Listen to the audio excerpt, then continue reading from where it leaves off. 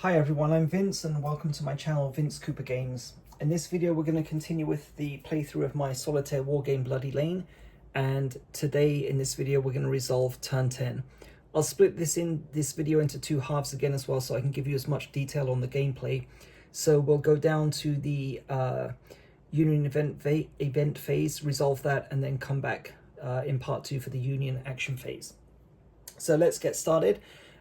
Supply phase first of all. So down here in the supply line we have an ammunition token, so we're going to resolve the ammunition token. This gives us 3 points of mini ball value, which we can assign in any combination to any Confederate regiment.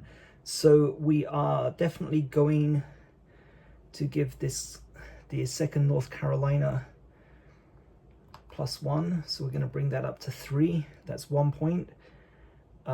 Who else is going to need it the most? I think these two guys here. Okay, so we'll give 14th North Carolina a point as well. That brings it up to 4, and 4th North Carolina also brings it up to 4. 14th will have to reload, so that's going to immediately go back down to 3, but that's okay. So the ammunition token is now has now been used. So the number of ammunition tokens that are available is limited to 5. So we've already used 1. So that's 2 down. So there are only 3 remaining. Okay, the next part is to move the tokens 1 step to the right. So the reinforcement token moves from S2 to S3. The orders token moves from S1 to S2. And we're going to place another orders token. Orders tokens have infinite use. And that's it. That concludes the supply phase. Next is the reset Confederate artillery phase. So last turn, the Confederate artillery did fire. So in this phase, we would place an artillery ready token indicating that the artillery is ready to fire or hold fire.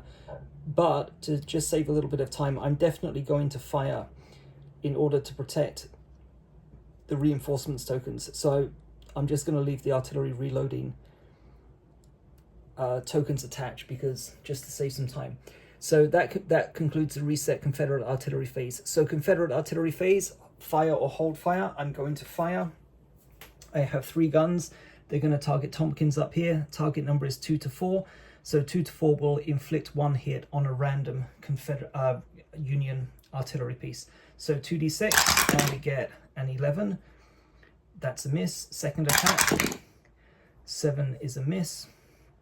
Third attack is a 6. That's a miss. Okay, and then we would now replace the artillery ready tokens with artillery reloading tokens, but we've just saved a little bit of time there.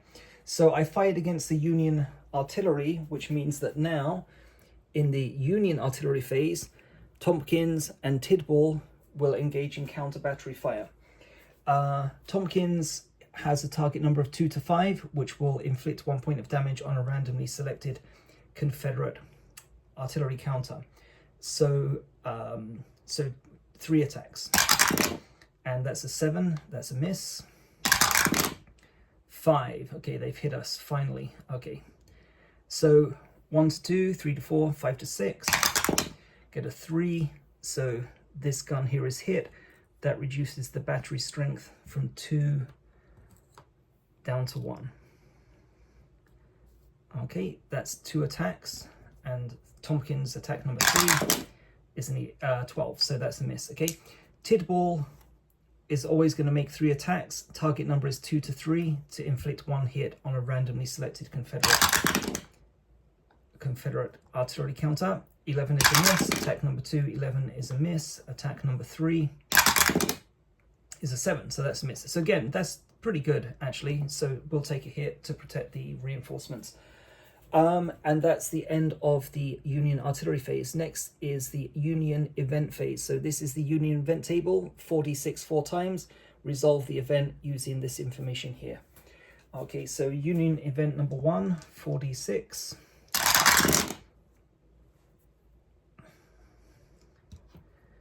Okay, so we have a 14.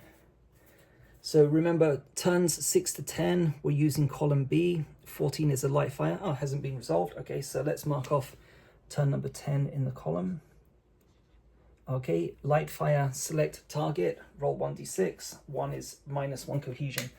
As Shane has pointed out, though, to save a little bit of time, we're going to skip selecting the Confederate target unless the attack actually hits. So 1d6, 1 is a hit, and we get a 4, so that's a miss. So Union event number 1 is resolved. Event number 2 got a 15. Okay, so we go to the table. Column B, 15 is reform, taken. So we go back up to here. Event number 4, taken. So next higher number event, column B, is a reform.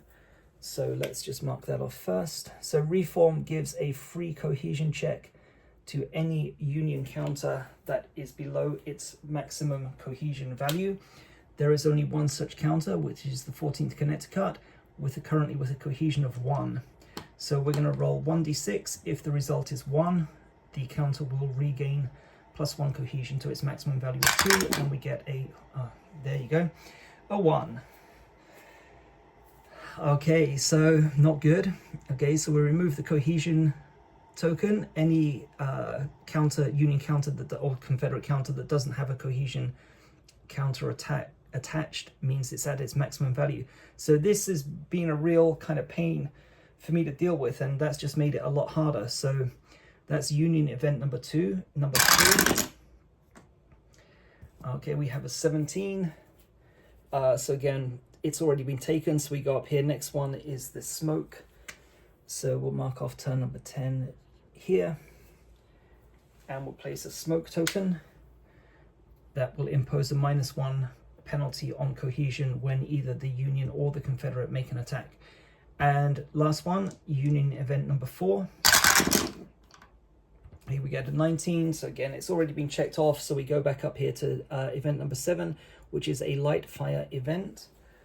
1d6, 1 will inflict 1 hit on a randomly selected Confederate target. So 1d6, 1 is a hit. We get a 4, so a miss. Okay, and that concludes the Union event phase. I'm just going to pause the video and then we'll come back and resolve the Union action phase here.